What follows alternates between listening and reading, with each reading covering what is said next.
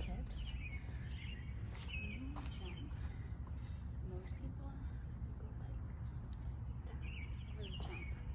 But when you jump with a hobby horse, you go like that. And so when you land, like going like that goes like that, and this side goes like that. And I'll show you in slow-mo. And so yeah, you just saw how kind of I do that. But then there's another technique where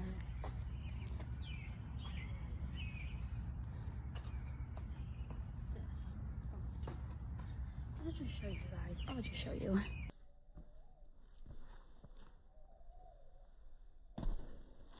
As you can see, I'm not the best at that technique. Better at that other technique because that's how I've been doing it most of my career.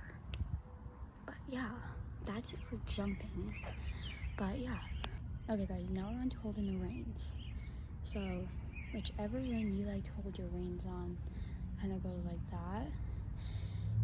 The opposite rein, you want one hand on the reins, like one hand on the reins and the stick, other hand holding the reins. And you're like this. Like you can go like that. So yeah, that's how I hold my reins, but yeah. Okay guys, now it's dressage. So when you do dressage, you always want to have your feet pointed. And you always want, if you do piaffe, always have your legs 90 degrees. Okay guys, we have been transported into my garage because it's now raining outside. Like, But anyways, if you were to do piaffe,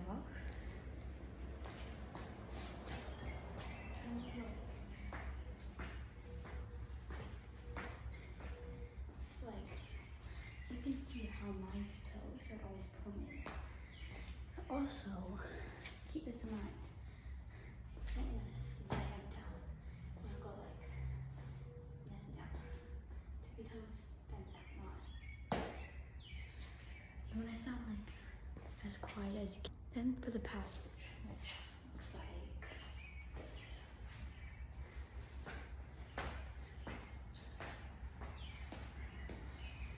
That was kind of a bad example, but no biggie.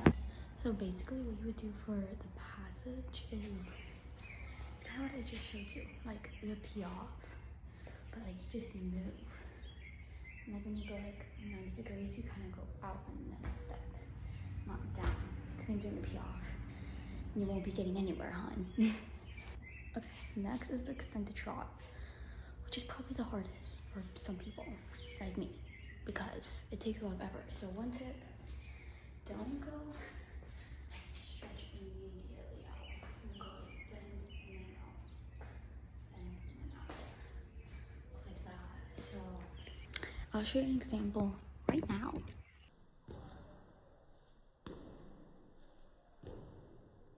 And so as you can tell, you could see me not going like that. You could see me not going like that. You could like see the bend and then out. So that makes it look way less stiff and like over exaggerated. But you also don't want your extended trot to be too like whoa. You want it to like ooh, you know. Next is holding the hobby horse. A lot of people get this wrong. They just go like this, which will make it way harder to jump because then you have a stick sticking out and it's gonna hit the poles on the jump and you don't want that.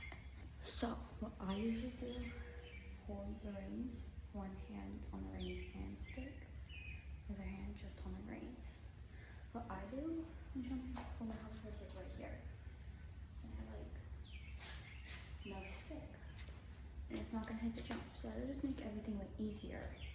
But then when you're doing dressage, you just like, you want a hobby horse with a longer stick because you want the hobby horse head to be higher in dressage. But look, it sticks right there.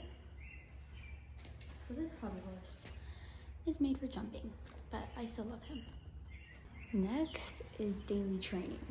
So if you just like train like once a week, you won't get that advanced because your body's not getting used to being worked hard every like week. So I usually do, it's kind of a bad habit, but I do like high jumps 5 days a week and then the 2 days dressage. Just don't copy me. That's bad for your legs and your ankles. Don't do that. No. Usually, you would just do like about 2 days or 3 days a week high jump. The rest of the day, pull work, grid work, dressage, but I don't know. Just make sure, do not do high jumps every single day of the week for like 2 hours. Don't overwork yourself, girl, okay? That's bad for you, okay? Okay, now we're gonna do the gaits, hobby horsing gaits. So for the walk, you can do like stomping down. We're gonna be more like floaty.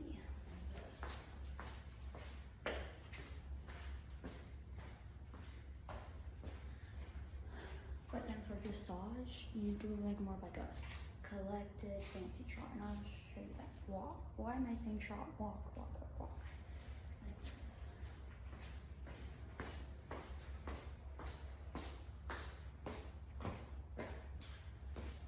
But yeah, that's just how I do my walk in dressage. You can do it any way you want, but make sure in dressage, keep those toes pointed. Keep those toes pointed. Now is the trot, which is my absolute favorite. So, like a jumping trot, it's like a jog, but you don't slow down. You want to go like kind of float. Like I'll show you.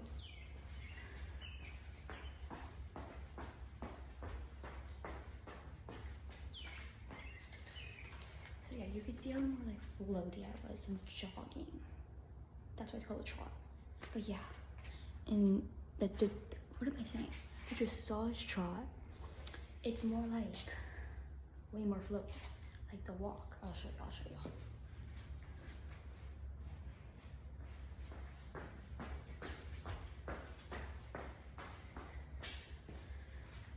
And so yeah, you can see how it was like way more like, and then jumping trot was like whoosh.